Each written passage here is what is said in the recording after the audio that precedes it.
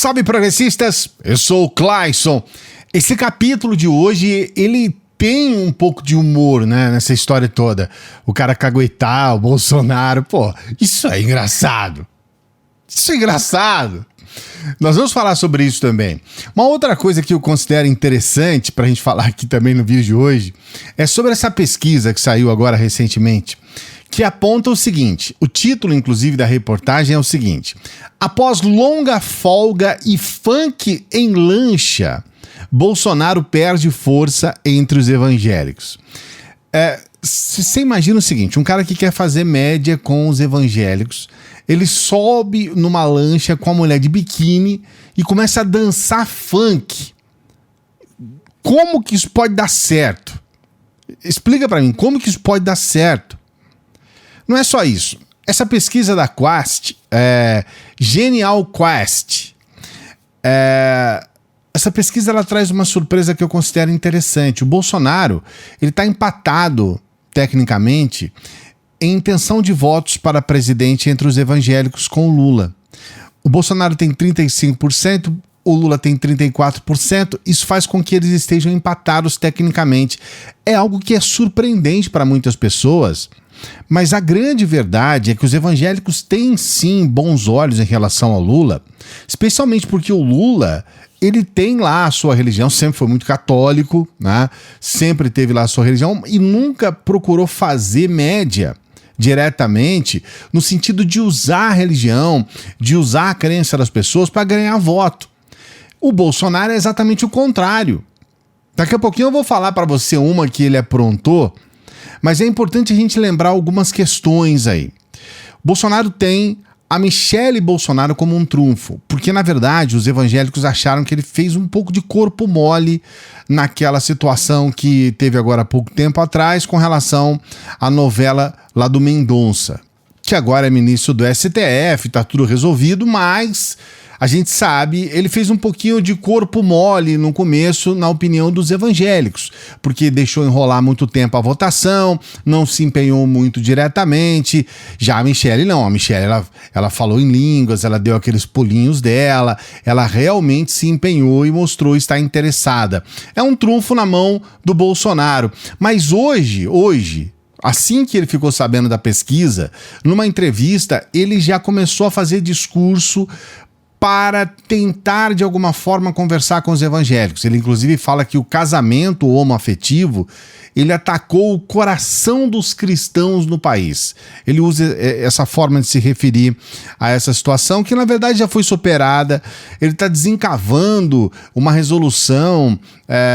A gente sabe que o casamento entre pessoas do mesmo sexo, ele já foi reconhecido no Brasil há mais de 7 anos. Essa resolução número 175, lá do Conselho Nacional de Justiça, isso aconteceu em maio de 2013, então ele dá uma desencavada para poder falar com os evangélicos, fazer uma média, que é algo assim, que você vê claramente que o objetivo dele é só esse mesmo, é só tentar de alguma forma fazer essa média e, sabe, não vai dar muito, isso daí não vai acontecer nada de extraordinário depois disso. Eu quero falar sobre essa questão do Weintraub e de outros assuntos, sempre pedindo para você dar o like no vídeo, se inscrever no canal. Nós estamos na nossa meta de atingir os 300 mil inscritos, estamos quase chegando lá. E você que conhece o nosso trabalho, que compreende a seriedade que a gente tem aqui, o compromisso em todos os dias trazer informação para você e ainda não é inscrito no canal, agora é o momento, né? Se inscreva aí no canal, ative o sininho se você é inscrito. Vamos seguir junto aqui na nossa meta dos 300 mil inscritos. Também temos o nosso Apoia-se, e agora tem sorteio de livros lá no Apoia-se, então você que está junto com a gente lá no Apoia-se pode concorrer a livros, e também temos o nosso Pix, você pode fazer uma doação agora aí pra gente por intermédio do Pix, aqui na descrição do vídeo tem o PicPay, tem o PayPal, então você tem várias oportunidades para nos ajudar. Aconteceu uma coisa muito curiosa essa semana também, né? Estamos começando a semana apenas, mas nós tivemos uma informação muito bizarra. Uma pessoa pediu a prisão do William Bonner pelo fato do William Bonner falar a favor da vacina. A gente ri de nervoso, né, gente? Porque tem maluco pra tudo neste país, que não é possível. Você vai pedir a prisão de alguém por conta da defesa da vacina. E aí a resposta da juíza foi espetacular, né? Ela diz assim: judiciário não pode afagar delírios negacionistas. Ela disse isso pelo fato do William Bonner incentivar a vacinação, que é uma coisa que você fala, vai prender por isso? Eu quero trazer aqui para você a imagem dessa pessoa que fez o pedido, tá? Ele é um ex-promotor de justiça, o nome dele é Wilson Coressawa. E ele já esteve envolvido com algumas questõezinhas aí, né? Ele foi juiz do Tribunal de Justiça do Amapá e tem algumas questões que eu considero muito interessantes envolvendo o nome dele, né? Atualmente ele é promotor de justiça aposentado lá do Ministério Público Federal. E existem algumas questões, né, que a juíza fala que ele teve delírios negacionistas, mas ele já tentou, inclusive, ameaçar governadores e prefeitos de prisão. Exatamente porque ele é contra também o lockdown. Então é um sujeito que você percebe, né, que pelo menos aí conseguiu fazer uma propaganda nacionalmente, né, conseguiu colocar a sua imagem aí no país por conta de uma situação completamente absurda, né, que não faz o menor sentido. Eu queria também falar sobre a Oxfam, né, que acaba dizendo que durante a pandemia nós produzimos 1 bilionário a cada 26 horas, né? Os 10 homens mais ricos do mundo dobraram a sua fortuna durante a crise sanitária. E aí 99% das pessoas foi o contrário, né? A renda caiu. Então a gente percebe que, de certa forma, a pandemia tem criado também ainda mais, né? Muita desigualdade. A gente lamenta por isso, porque a gente sabe que a situação é muito complicada e é importante a gente procurar entender por que alguns acabam ficando bilionários, né, novos bilionários a cada 26 horas, e por que outros estão nessa situação tão complicada. Isso se deve muito a esse sistema capitalista, o capitalismo selvagem, né, esse neoliberalismo que a gente vive. Talvez falar mais especificamente sobre isso num vídeo futuro, em alguma live. Eu queria também falar que depois dessa situação que aconteceu em Capitólio, aquela tragédia com a morte das pessoas, inclusive dentre uma família, 5 pessoas, agora o governo já identificou 500 áreas de risco iminente, risco de queda mesmo, risco iminente de desabamento, 500 áreas. Essa imagem rodou o mundo inteiro e o mundo começa a olhar pra gente dessa forma, né? Puxa, olha só, tá ruim lá no Brasil para quem faz turismo, né? As pessoas vão fazer turismo e acabam morrendo com a pedra em cima. Uma imagem péssima para o nosso turismo, e em um governo onde as coisas são mais complicadas ainda, fica difícil você trazer alguma solução, né? Pelo menos estão aí fazendo uma parceria com geógrafos no Brasil todo para definir essas áreas de risco iminente de desabamento. Vamos ver se isso não acontece mais. A gente lamenta de ter que ter morrido pessoas para isso acontecer aqui no nosso país. Nós temos também uma situação do Bolsonaro, que agora ele volta com tudo, né? Ele disse que ele fez uma entrevista dizendo que ele não é anti-vacina. Ele fala que fez a coisa certa na pandemia. E aí eu fico imaginando o que seria se ele tivesse feito a coisa errada, né? Ele diz que fez a coisa certa na pandemia e que não é anti-vacina, e nós temos mais 620 mil mortos. Nós temos ele dizendo que não é anti-vacina e negando a vacina para crianças, né? Dizendo que não vai vacinar a sua filha, dizendo que a vacina para crianças não deve ser ministrada. Anti-vacina ele não é, então, né? Eu não sei mais o que é. A prova disso é que ele cai em contradição o tempo todo, né? Ele acabou falando com um dos donos de uma pousada que foi interditada pelos donos não se vacinarem lá em Fernando de Noronha, e deu um apoio a eles, né? Mas não é anti-vacina, não. Ele né, deu apoio para quem não tomou vacina, mas não é anti-vacina. Falar nisso, ele foi passear lá no Alvorada, né? Passeou de moto, mais uma vez, sem máscara, né? Sem máscara. Tirou fotos com pessoas também sem máscara. É aquele presidente que se diz não ser negacionista, mas olha aí o resultado da situação.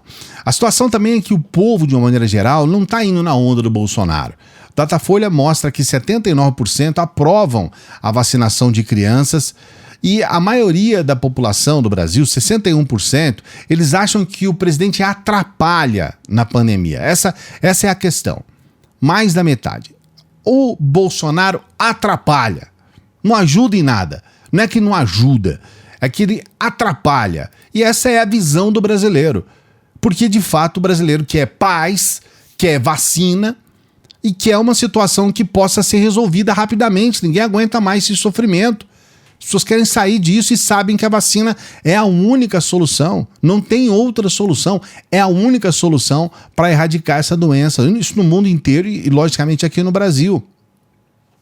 A diretora, a presidente da Pfizer Brasil, ela inclusive, ela diz que o movimento antivacina, ele impacta. E ela se diz preocupada em função disso.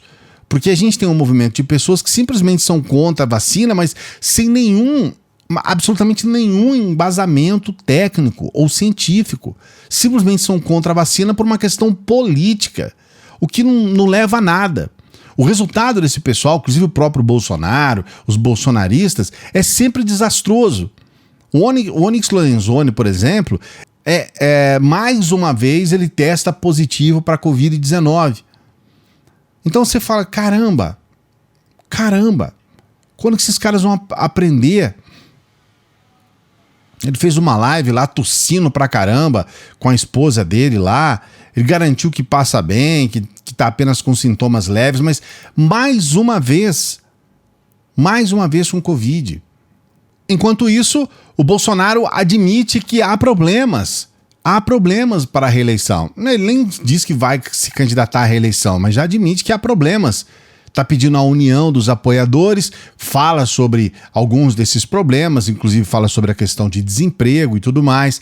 Mas o resultado final é que ele não conseguiu entregar nada. Ele não consegue entregar. E as pessoas, obviamente, estão vendo isso.